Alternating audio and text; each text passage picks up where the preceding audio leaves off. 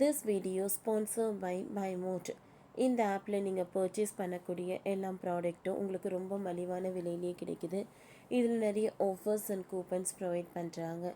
So இதோட link உங்களுக்கு டிஸ்கிரிப்ஷனில் கொடுக்குறேன், யூஸ் பண்ணி பாருங்கள். கதரும் லாகூர்.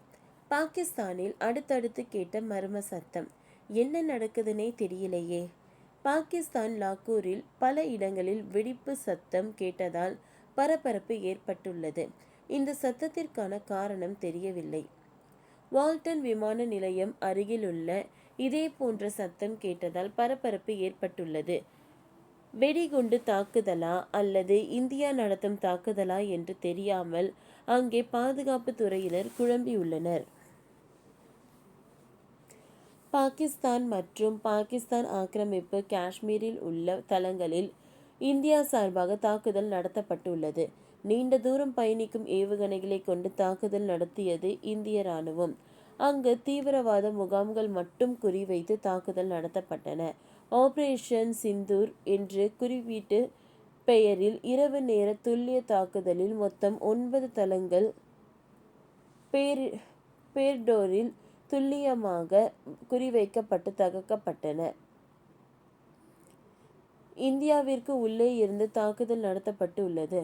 அதாவது இந்தியாவில் இருந்து ஏவுகணைகள் மூலம் 9 இடங்கள் தாக்கப்பட்டு உள்ளன. நீண்ட தூரம் பயணிக்கும் ஏவுகணைகளை கொண்டு தாக்குதல் நடத்தியது இந்திய ராணுவம். இதில் பாகிஸ்தான் ராணுவம் பகுதிகள் எதுவும் தாக்குதலுக்கு உள்ளடக்கப்படவில்லை. இதுபோக இந்தியாவிற்கு பாகிஸ்தானுக்கும் இடையே எல்லை கட்டுப்பாட்டில் பாகிஸ்தான் அத்துமீறி நடத்திய தாக்குதலில் ராணுவ வீரர் உட்பட 16 பேர் பலியாகி உள்ளனர். பாரமுல்லா, பூஞ்சேரி, ராச்சேரி உள்ளிட்ட மாவட்டங்களில் இந்த தாக்குதல்கள் நடத்தப்பட்டன. பீரங்கிகள் மூலம் ஹெல் தாக்குதல் நடத்தப்பட்டது. இதில் 8 பேர் பலியாயினர். அதில் ஒரு பெண், 2 குழந்தைகள் அடங்குவர். மேலும் 38 பேர் காயமடைந்துள்ளனர். இதில் பூஞ்ச் மாவட்டம்தான் அதிக பாதிப்பை எதிர்கொண்டது. இங்கு 7 பேர் பலியாகி உள்ளனர், 25 பேர் காயமடைந்துள்ளனர். இந்தியாவின் தாக்குதலுக்கு பாகிஸ்தான் பதிலடி தரலாம். பாகிஸ்தான் எங்கே வேண்டுமானாலும் எப்பொழுது வேண்டுமானாலும் தாக்கலாம் என்று எதிர்பார்க்கப்படுகிறது. இதனால் முழு முதற் போர் வரும் வாய்ப்புகளும் உள்ளன. இதை கண்டுபிடிக்க பாகிஸ்தான் செயல்பாட்டை முன்கூட்டியே அறிய உளவு படை அவசியம். இதற்காகவே இந்திய உளவு அதிகாரிகள் பாகிஸ்தானில் தீவிரமாக செயல்பட்டு வருவதாக கூறப்படுகிறது. இதையடுத்து பயங்கரவாத நடவடிக்கை எங்கு உளவுத்துறை அமைப்புகள் தீவிரமாக கண்காணித்து வருகிறது. இதன் அடிப்படையில் இந்தியாவில் மேலும் தாக்குதல்கள் நடத்தக்கூடும் என்று கண்காணிக்கப்பட்டுள்ளது. அவற்றை தடுத்து நிறுத்த அனைத்து நடவடிக்கைகளும் எடுக்கப்பட்டு வருகிறது என்று வெளியுறவுத்துறை செயலாளர் விக்ரம் மிஸ்ரி தெரிவித்துள்ளார்.